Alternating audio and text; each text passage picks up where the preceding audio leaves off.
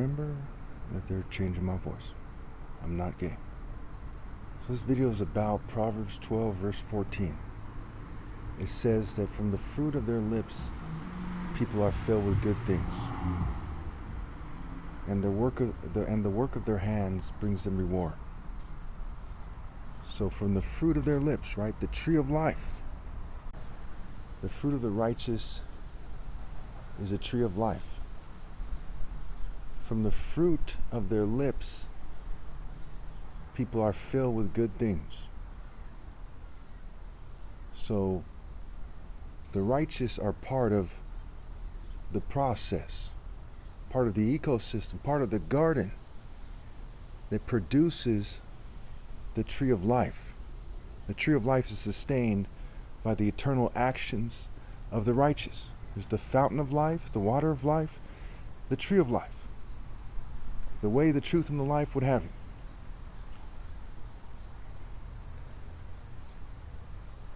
And the work of their hands brings them rewards. Now, where do we see the word hand being used? Well, let's talk about two places. One is the mark of the beast.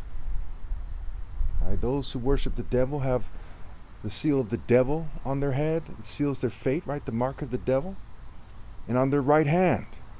And the right hand is first and foremost connected to the warrior hand. It's also connected to the idea of building. Not building as someone who's an architect or a mason or an engineer or construction worker or landscaper or whatever, but building spiritually speaking. Building the house of God, the temple of God, versus building the Tower of Babel. The wise builders versus the foolish builders, what have you. So, are their works good? Which means they're in the divine order, right? Proverbs 24, not cheating anybody. Not cheating anyone out of their right to lead.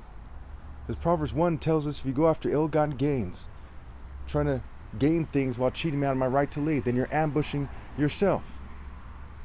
So your so-called warrior hand is a beta hand that is attacking you and your family and so on and so forth. So the other place we see the word hand or hands being used, okay, is Proverbs 34, the point of this series in the first place. Who has wrapped up the waters in a cloak, right? This is the New Living Translation. It says, who holds the wind in his fists, right? So the hands, the warrior hand, the martial art hand.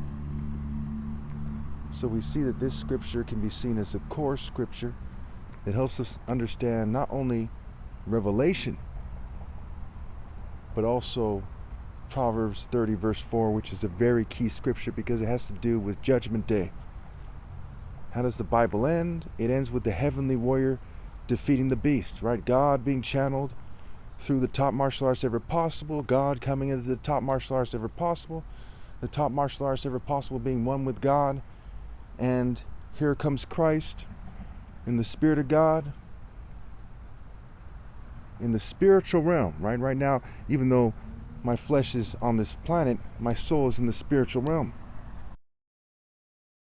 Coming with the armies of God, the angles and the angels of the martial art principles. The voice of bride and bridegroom will never be heard among the inhabitants of the earth again, just fake marriages, right? It's an angle, the angle of marriage. Your martial is marital scramble. They'll never have true maturity, insight, wisdom, true knowledge of God, true understanding, true justice, true righteousness, true timing, true focus, true discipline, and so on and so forth. So we see that from the fruit of their lips, from their actions, people's souls are either filled with good things or they're contaminated. They're contaminated with the polluted waters of the prostitute and the beast and the dragon, or their wives, the females in their family, their cities, their city spirits, the spirit of their peoples, spirit of Babylon, and the false idols, their false conceptions of life, their wicked crafts, their secret societies, their false leaders. You know, they say the king of this kind of music, the king of this craft, and the king of this idea or that idea. The kings of nations which are simply made by men.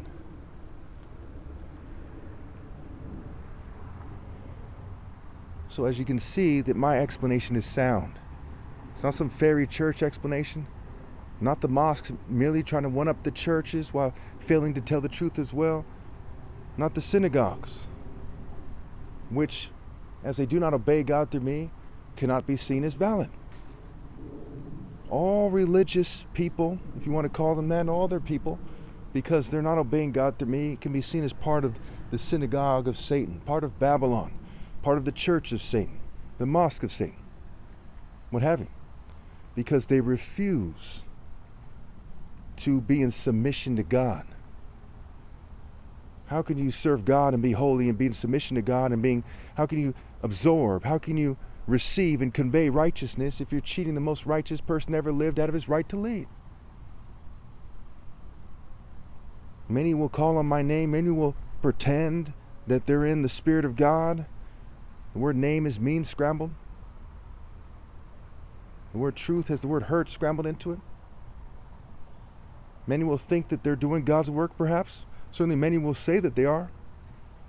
And I will not answer them. Instead, I'll marshal them to hell as my hands gather up the wind, as my warrior spirit directs them to hell, to hold the wind of the marshaling force of God in my hands and fists. As I wrapped up the waters in the cloak, right? The whirlwind, the tsunami, the storm of the Lord bursting forth, a whirlwind swirling down on the heads of the wicked. They go up to heaven and come back down in the Spirit of God to do God's work. As I establish what the earth is, because relative to my judgments, which God has allowed me to have, God set me apart, because he knew that I would judge in a way to please God, and God knew that people would rebel against me like the idiots they are. Psalm 2, I'm the Son of God, and the earth and the destiny of the inhabitants of the earth are under my control, my inheritance, and I will dash them to pieces like pottery. I will trample them. I will rule them with an iron scepter. And they have failed. Can you imagine them trying to debate me? No weapon formed against me will prosper. You know how stupid they would look?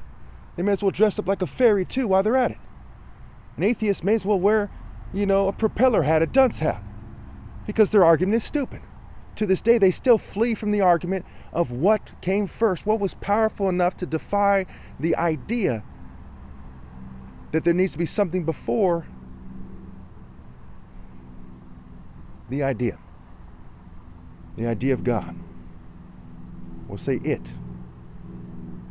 What was powerful enough to defy time and to not need something to come before it? And that is God. Therefore, that is the logical assumption. Therefore, an atheist is illogical. An agnostic who follows the masses of idiots who are nowhere near as great as I am is also illogical. And so they hide from debate. Like I said in my video, they'll hide in caves. They should have behaved. And now they all get slayed.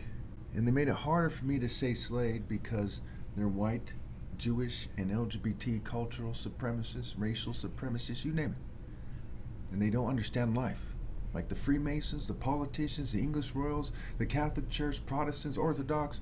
They don't understand life like some kind of deranged Eagle Scout, Boy Scout leader.